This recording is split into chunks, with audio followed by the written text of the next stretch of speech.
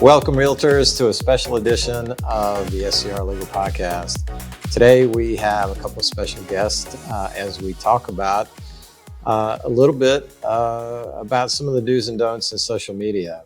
And we're very fortunate today to have Austin Smallwood, SCR's very own Vice President of Legal Affairs and Public Policy. I have dragged him away from the State House where we're in the middle of legislative session and getting close to the crossover date.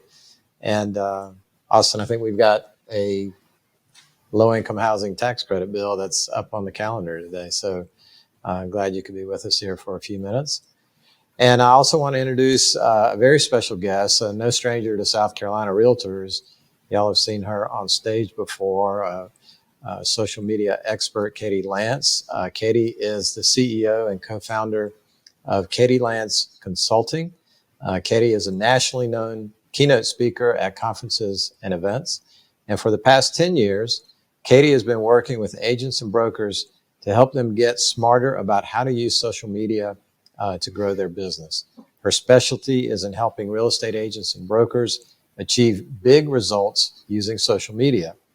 Without spending a whole lot of time. And we all know what a time suck of social media and the internet can be. She is also the author of the best-selling book, Get Social Smart, and the founder of Get Social Smart Academy. Katie has been named one of the most 100 influential people in real estate by Inman News and is a frequent contributor to the Huffington Post. She lives in the San Francisco Bay Area, and she lives there with her husband and her two beautiful boys. Katie, welcome. Thanks for being with us. Thank you so much for having me. It's a pleasure to be here. Now, you're out on the West Coast today, right? How's the weather out there? I am. Well, I wish I could say it was a sunny California day, but we're getting hit with a lot of rain, which we need. But I'm excited to be here today. Well, then it's a great day to be indoors doing a podcast. Exactly. Glad that you're with us. So, Realtors, let's get started. Social media is almost completely integrated into all aspects of our lives today. And there are so many ways to keep your social media professional while still growing your business. Personally, I will tell you, I despise social media. I wish it was never invented.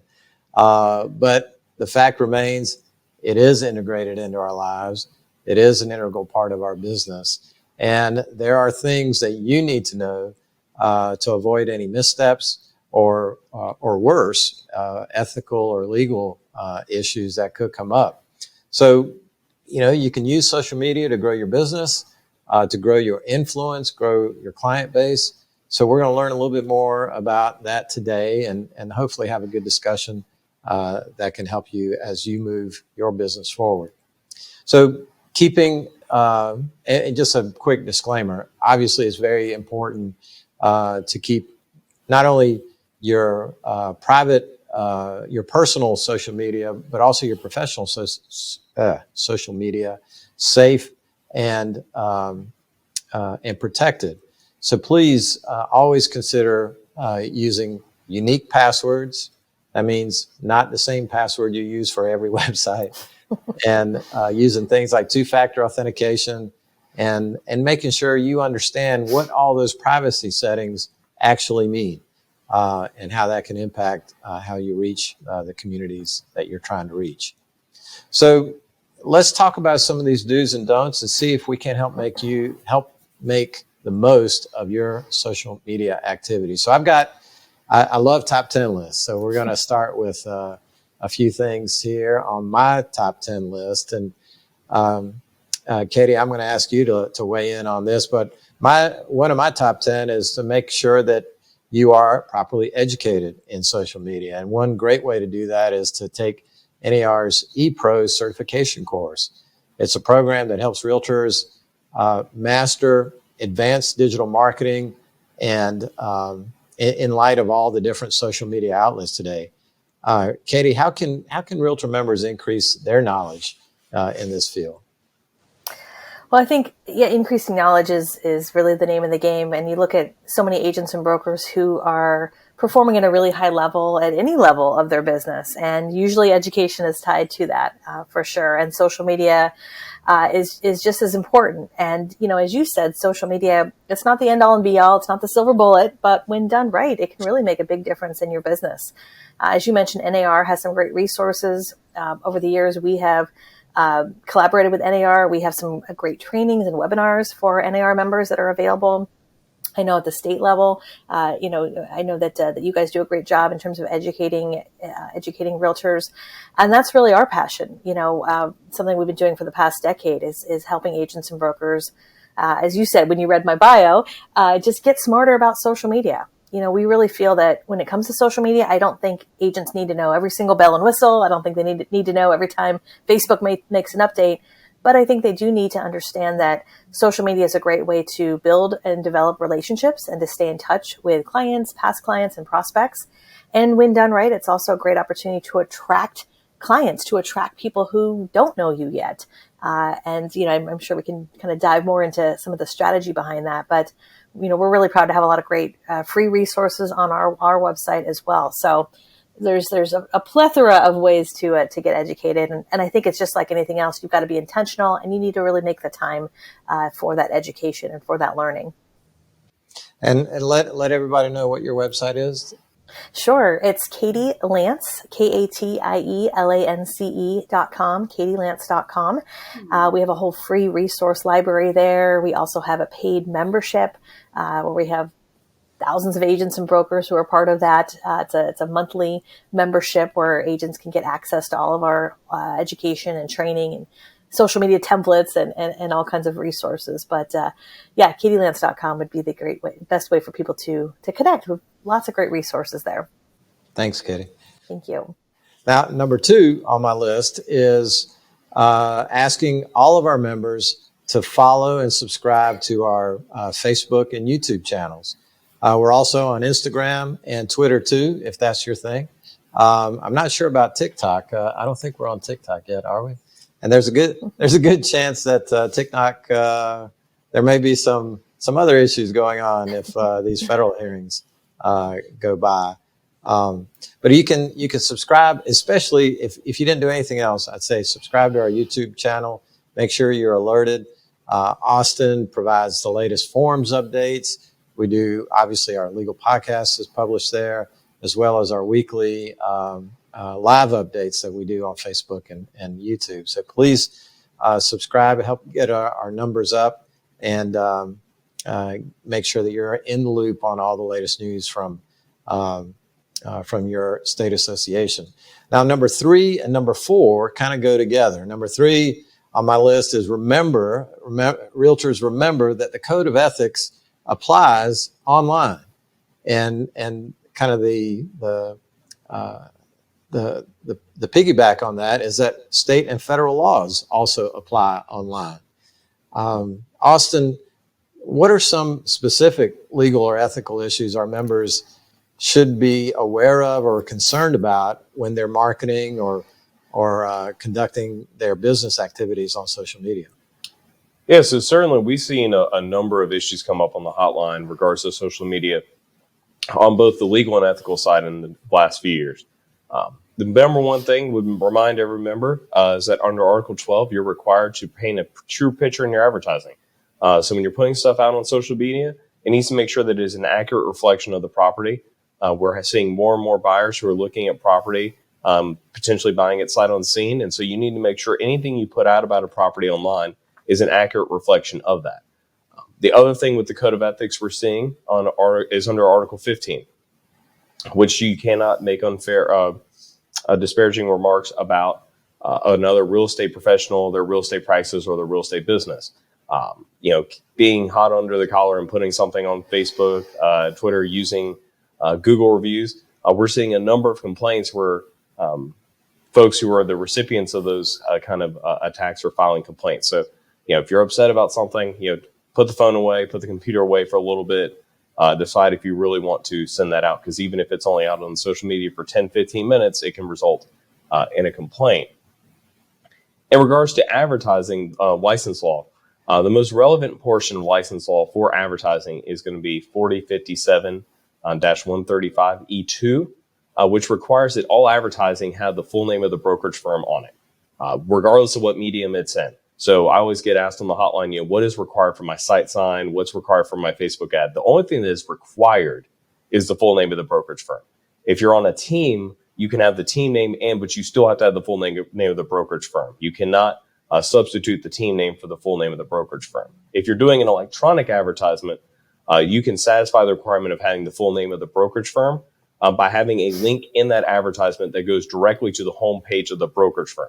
The homepage of the brokerage firm, not your homepage, not your personal Facebook page, but the home page of the brokerage firm. And the biggest thing is just to not make the commission or their investigators have to look for any of this stuff. If it's not in a clear, conspicuous way, if they have to kind of search for where you put the full name of the brokerage firm, you're kind of setting yourself up for trouble. So make it easy for someone to find it, make it in clear and conspicuous language. Austin, we've seen on the legal hotline quite a few calls lately about some complaints. A realtor representing a buyer is going through a walkthrough on a property and recording TikTok videos and whatnot. And they're a little surprised with our answer and what state law says about that, aren't they? They are. So 4057 135E1 states that you can't advertise or market property without a written active listing agreement on that property. So that includes you can't be posting about other people's listings on Facebook. You shouldn't even be sharing them. You definitely can't be doing videos through walkthroughs, anything of that sort. Usually what I recommend is before you post something on social media, simply check, do I have the listing agreement? That's really the only test, because that's the test the real estate commission is going to use is, do you have a listing agreement for the property? If not, you should not be talking about it. It doesn't matter if you have the listing agent's permission. It doesn't matter if you have the seller's permission. If your brokerage does not have the listing agreement, you cannot be posting about the property in any sort of capacity.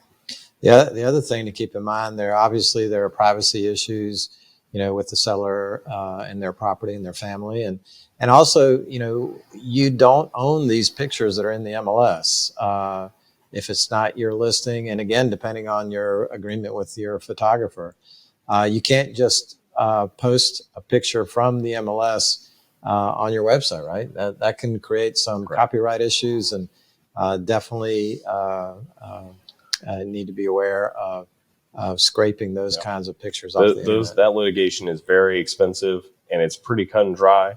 You may not see it because it's invisible, but a lot of professional photographers, HOAs are really the two biggest ones we're seeing, are actually putting sort of trackers on these photos, and at any point they can sort of ping it, and they'll get a printout of every website their photos are on. And if it's a photo that it's a website they didn't put it on, they can set that up for litigation, and that's an intellectual property case. Those can be quite expensive. Now, moving on to number 5 on my list is remembering to be social on your social media. And Katie, we've talked quite a bit about advertising and marketing on social media, but there are some members who only advertise. What are they missing out in that picture? Yeah, obviously the first word of social media is the word social, right? And I look at social media as kind of like a big dinner party. Imagine having a dinner party with your 10 most important clients, but instead of you being there, you have your assistant running the whole thing, right? We would never do that. But I think the mistake I see a lot of times that happens with social media is often agents or brokers will hand off their voice, or they'll hand off their social media to an assistant or maybe a marketing person in their office.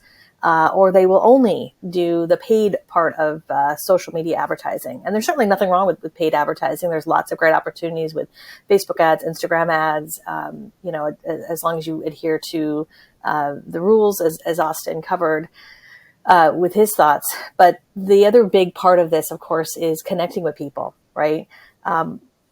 Real estate's a relationship business. And as much as social media doesn't replace a handshake, a high five, it doesn't replace meeting people face to face. One of the challenges that a lot of folks have in general with real estate is the ability to keep in touch with people. I'm sure some of your members, if they've been in real estate a long time, they've probably experienced something like, going to a grocery store, going to their kid's soccer game, and they run into a client they haven't seen in years. And the worst thing is when they hear something like, "Oh, are you still in real estate? Oh, we just bought a house." You think to yourself, oh my gosh, are you not seeing my ads and my emails and my holiday cards? It's tough to keep in touch with people over the course of time. And so where I think there's a big opportunity that really doesn't cost any money, but time, is taking a little bit of time to connect, to interact with people. And I'll just share a really quick tip. I think one of the easiest things someone could do on a daily basis is to do what I call Focus 5, where you take 5 or 10 minutes a day and you scroll through your feeds, whether that's Facebook, Instagram, TikTok, wherever you're spending time, and take a few minutes to like, comment, and interact with at least 5 posts a day. It doesn't mean you don't have to friend 5 new people a day, but connect and interact with at least 5 people a day. Don't be a drive-by liker. Don't just jump in and like 12 things and then leave, but take a few minutes to like, comment, to interact. And I would also encourage people to leave meaningful comments. A meaningful comment in the world of social media is a comment that's at least 4 words. 4 words. So instead of saying congrats or great pick, you might say, congrats, Austin. I'm so happy for you and your family. Or happy birthday, Nick. Like, what do you have planned for today? And now that feels a little more personal. You've asked a question. You've used their name. I often tell my 2 boys, I have 2 boys, two teenage boys, and I always tell them, like, be a noticer in the world. Notice what's happening. And that's an opportunity on social media to notice the things that are happening in your world, in your community, in your local neighborhoods. So, I don't want to go down too much of a tangent to your question there, but again, I think the biggest opportunity is to be a noticer, connect, engage with people, and use social media as a way to build those relationships. And we do that by noticing, but we also do that by putting out helpful content. So instead of just putting out content around just listed, just sold, open houses, which is important, but if we can also think about content in terms of putting out helpful content around buying and selling real estate, answering frequently asked questions, sharing some content around the community, you're also putting out helpful content that helps to really stay top of mind and also build relationships with folks in your local area. I think you're absolutely right. I think our members that are uncomfortable with social media may think of it as like a newspaper, where Right. it's static. It's an advertising platform, and but you're right. It's a two-way street. It's communication. I think I heard you say this years ago on stage that always left an impression with me, and you touched on it just a second ago. As a realtor, if you're in the grocery store at a soccer game with your kids and you see a friend, a colleague, or maybe a past client or a possible future client, you're not going to run up to that person and immediately say, hey, I've got this house on 123 Main Street that would be perfect for you. Right. You would ask about the family, you would make small talk, you would engage that person and make them part of your community. So I think you're absolutely right. With a few minutes of interaction, and there are ways to shorten that. You can create keyboard shortcuts, abbreviations that automatically expand into different messaging and create a lot of good content and interaction. Yeah. So remember the social in social media, and I think you'll get the bigger picture. So another tip, number 6 on my list, is creating an interesting and memorable profile. Don't look like every other business page on the web, right? Do something creative in your description. I know, and I'm probably the only one who thinks this is funny, but my Twitter profile says, defender of the American dream. My opinions are my own and are approved by the voices in my head. And I've always thought that was funny, but do something creative and have fun with it. Don't be afraid to show a little bit of your personality. And Katie, number 7, you touched on this a minute ago. There are a lot of shiny things out there in social media, lots of new tools, lots of new apps, and there are content managers and all of these different things out there. And my number 7 is, pick, if you're not already into social media, pick one, create a strategy, work with somebody like Katie, develop a plan, and then stick with it. Don't change gears every few weeks. You've got to build a base, a foundation for your social media platform. And I think you touched on that a few minutes ago, didn't you, Katie? Yeah. I mean, so social media is a marathon, not a sprint. And so we have to be patient. Any type of marketing we do, whether it's social media, whether it's print marketing or any kind of marketing, there's something to be said about that consistency over the course of time. And sometimes it can feel a little frustrating when you first start with social media, or maybe you start with a new strategy for social media and you're putting out effort. You might be putting out video content, you're engaging with people. And sometimes it just feels like, gosh, am I talking to anybody? It's just crickets. But it takes time. And in fact, there's a really good book I read a few years ago. It's called Known. And the author is Mark Schaefer. And he talks about the value of becoming known in your industry. And it takes time. It usually takes anywhere from sometimes 12 to 18 months to become known. And we become known by showing up, by, not just promoting what we're selling and promoting our business, but by putting out helpful information, by being a helpful resource to our community and to our audience. So yeah, to your point, you've got to be consistent. I think one of the easiest ways to be consistent is, and I think I said this earlier, is to get it on your calendar. I know for me, if something's not on the calendar, it's probably not going to happen. And you can usually tell someone's priorities by what's on the calendar, right? So it could be as simple as, maybe 3 or 4 times a week, you've got on your calendar where you're going to focus 5. You're going to take 10 or 15 minutes a day to scroll through your feed and connect. And then maybe you've got on your calendar once or twice a week where you're going to post something helpful. Maybe you're going to take a little bit of time to create something. I'll be honest with you, a lot of times I will batch create a lot of content all in one sitting, where I'll sit down and record 4 or 5 videos all in one batch. I won't post them all at one time, but I often joke and say, look, if I'm going to do my hair and makeup and record one video, you better believe I'm going to record a bunch all in one batch. So, just getting a schedule, something that works for you as well.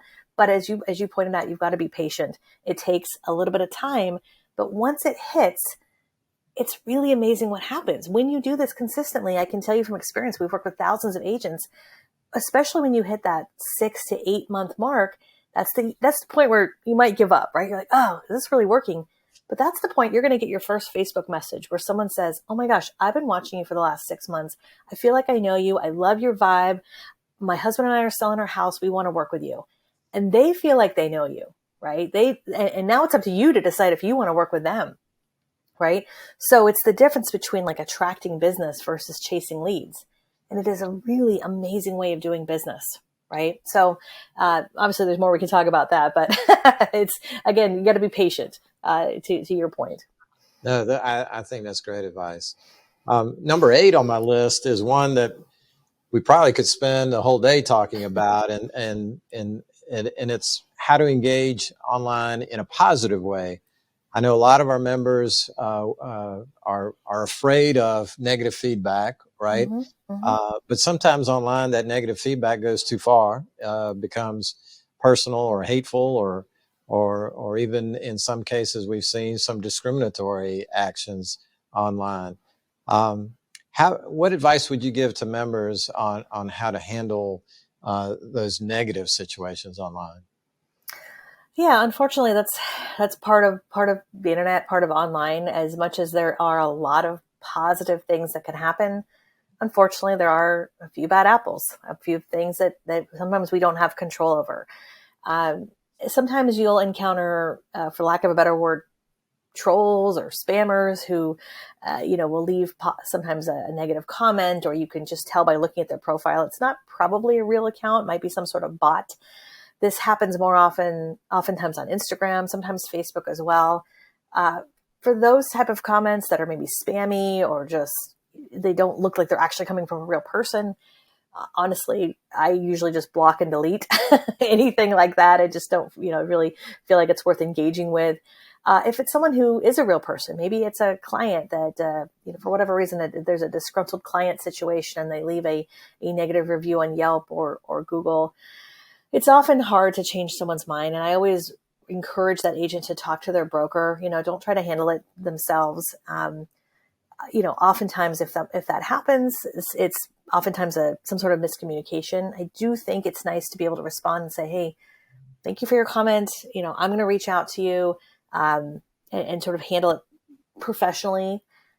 I wouldn't engage in a back and forth online. What's nice, if somebody says something bad about you, your first reaction is to defend yourself, right? Of course. And so I think and like we can take it very personally. So I would say, I would respond simply and professionally, mainly so if other people see it, they see your response, right? The other thing I'll just say really quick is I don't think there's necessarily, none of us want bad feedback. None of us want a bad review. But I also think it speaks to just the humanity of our business. I know if I'm looking up a restaurant, or I'm trying to find a new doctor, if there's one or two negative reviews, I also know like that's just part of what happens. That doesn't affect the other 96 positive reviews that happen, right? It makes the reviews seem more real, right? Yeah. I mean, exactly. Especially with a review. I mean, I know myself. I had an instance a few years ago where someone left me a not so positive review, and my first reaction was like, "Oh my gosh, what did I do?" Right? And responded, and then reached out to them, and was able to. It was, again, kind of a miscommunication of a few things that happened, but it's going to happen once in a blue moon. But if anything, if you're not sure what to do, I always defer to make sure you double check with your broker, and of course your local association, local board. Sometimes there are some regulations, and Austin could probably speak to that as well, as far as sort of just legally best practices for responding to anything publicly. But yeah, realtors are public figures, whether we like it or not. We conduct our business in the public realm, and they're always going to be subject to that kind of overview.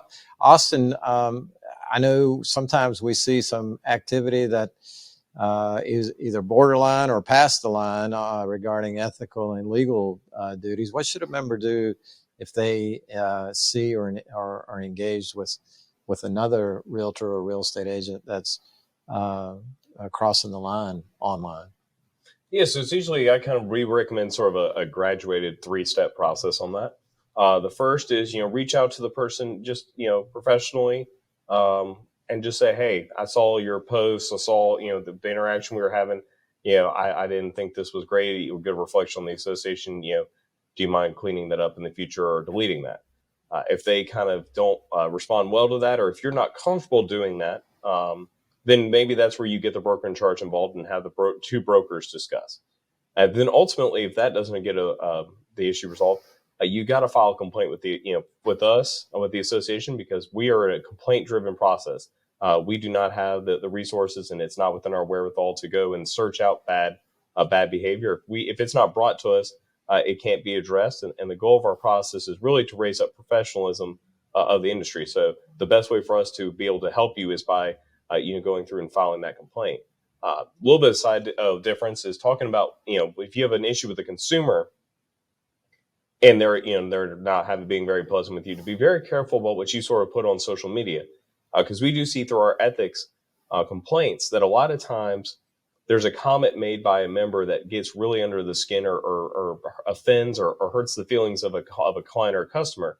And they can't necessarily file a complaint on that exact comment, but they remember it and they're kind of watching you for the rest of the transaction. And that maybe makes them more likely to file a complaint against you if you do something that's slightly out of step or not by the book. So you kind of are putting a target on your back at that point by saying, now they're going, well, hey, this person was rude to me. If I get a chance to essentially return the favor, I'm going to do so. So, I always kind of say, you get more flies with honey, kill them with kindness. And I think the short answer there is that your SCR legal team, we're not the Facebook police, but we are more than happy to address issues when they arise and when we're notified. Obviously, there are thousands and thousands of posts and pages, and not to mention all the closed groups that we don't even have access to. Just a reminder, antitrust, fair housing laws, all those still apply, whether you're in a closed group or open group, it doesn't matter. And if that stuff is occurring in one of those groups, try to get it resolved. And if not, then you need to leave the group, and you need to do so in a public fashion. You need to make a post that says, I'm leaving the group for the following reasons, and then take a nice screenshot of that, print it out, put it in your file just as a, protection for yourself, because that way, if the post is later deleted, you have proof that you actually posted and warned everybody of that conduct. Now, one positive way to use a positive review, and Katie, I think I heard this originally at Retso. I don't know if you ever attended any of those. Oh, yes, I did. Mm-hmm. But I heard this on stage at Retso, and another one of those things that always kind of stuck in the back of my mind, where a realtor was on stage and he referenced that as part of his marketing, he would leave positive reviews for local businesses in his community. And then what he would do, he would take a screenshot of that positive review. He'd put it in a frame with his company name, card or however, whatever branding he was using. And then he would deliver that. He would take that to the owner of the restaurant, the flower shop, whatever it may be, and offer it to them and say, "Hey, thank you for all your hard work." And 9 times out of 10, that shop owner would put that positive review on the wall. And there he's got a lifetime ad in the local business. I thought it was genius. I love So that. we're almost at the end here, guys. So number 9 on my list is making sure you learn how to use tags, sharing and promoting posts. Again, that goes back, Katie, I think, to all the engagement stuff we've talked about and building a real community online. And the last thing, number 10, is monitoring your reputation. You can do that as easily by setting up Google alerts. If you're, regarding your name or your company name, you want to know what's being said about you out in the internet ether. And remember that, these clients that are looking for their next realtor are probably Googling you too. What are they going to find when they search your name online? Katie, how else can realtors protect their reputation online? Yeah, I love what you mentioned about Google Alerts. I think that's an easy, free tool. If for anyone listening who's never done that, if you just literally go to Google and type in, "How do I set up a Google alert?" It's very, very simple. I know for me, I have a Google alert with my full name in quotes. So I have a Google alert for Katie Lance in quotes. So anytime my full name gets mentioned, I get an email, whether it's a review on Yelp or Google, or maybe I was quoted in an article or something. I mention that only because if you don't put your name in quotes, oftentimes for me, I would get everything where Katie was mentioned and Lance was mentioned, and then my inbox would be flooded. So just a little, you can put your name in quotes. If for a brokerage, you could also do the same thing. You could put your brokerage name in quotes, which is kind of nice. So that I think is low hanging fruit in terms of just reputation management. I think the other thing too is to make sure that you, as part of your strategy, that you're putting your voice and your face out there. If I Google you, if I go to your website, if I go to your social media, and if I can't even tell who you are or what you're all about, if I don't hear you or see you, I think we're at an age right now in social media where that's really, really important. There's a lot of noise on social media, and there's a kind of a sea of sameness in real estate marketing, whether it's in South Carolina, California, New York. Oftentimes I see kind of the same thing. I see just listed, just sold, testimonials, listings. But what can really help you in terms of reputation and standing out is being intentional and showing up on camera and sharing your thoughts, your not just more tips, but sharing helpful information. I often say, look, if someone asks you a question more than once, write it down. That's a great piece of content, right? Those questions where you would ask things and you think, if I could ask this one more time, that could be a quick video. And we're living in an age where you don't need a whole lot of fancy equipment. We all have a phone. This is all we need, and to be able to create a quick, helpful piece of content that you can put on Instagram, Facebook, LinkedIn, Twitter, wherever you're spending time, TikTok. It's definitely a small thing that makes a big difference. And you would think in this day and age, oh, everyone's doing video, and everyone's not. So the good news is the opportunity is wide open. It is not too late. Get started. And I know for some people, we don't always like how we look or how we sound. I had a good friend of mine a few years ago very lovingly remind me. She was like, "Katie, that's how you look." And that's how you sound, right? So you got to get over it. So it's just like anything, the more you do it, the easier it gets. But just as we talked about earlier, super important to stay engaged, connect with people, be a noticer. It's also important when we think about content, make sure some of your content is not just listed, just sold, open houses. That's of course important, but show up, be helpful, share your opinion, share your personality, talk about your local community. It's certainly a small thing that can help in so many ways. No, that's great advice. So many members feel like they have to be like movie stars, and and have studios and all of that. And the truth is, the more effective the campaign, and the more real it is, right? Yeah. They want to, the people want to know who you are, not who you pretend to be, right? Yeah. And Katie, I'm sure you've seen some realtor business cards that have some very old photographs on them. Right. We encourage our members to Yeah. keep those headshots up to date. Yeah, there's nothing worse than someone meeting you and their first reaction is, "Oh, you look nothing like your picture." Right? So, yeah, time to get an updated headshot. It's cool. It's cool to be yourself. People Yeah. want to see the real you.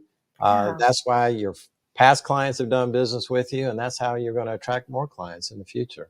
It's easier than ever before. It used to be you would need, all this fancy editing software. And of course, there's nothing that replaces a professional. I know we work with a great video editor, but I also do a lot of stuff just through my phone. I mean, it doesn't have to be, like you said, a professional studio. You can start with where you're at and go from there. Absolutely. Some of my best videos are shot when we do these live broadcasts. Mm-hmm. You're going to mess up, you're going to slip up, you're going to get tongue tied. But it's cool. You're being yourself, and you're not worrying about trying to be perfect, because nobody's perfect. So, Katie, this has been a lot of fun today. I can't tell you how much we appreciate your time. And Austin, thank you for your words of legal and ethical wisdom, as always. Realtors, please, I encourage you there are so many firms and companies that are hiring specific social media staff directors and staff specialists. I encourage you to work with someone like Katie, develop a plan for your office, making sure that you understand just how big this can be for your business if you do it the right way. So, Katie, again, thank you for being with us. Thank you. Thank you so much for having me. I really appreciate it. Austin, thank you. And Realtors, thank you for joining us for another episode of the SCR Legal Podcast. We will be back with the latest from the Legal Hotline, the Real Estate Commission, the legislature, and much more. We'll see you soon. Thank you.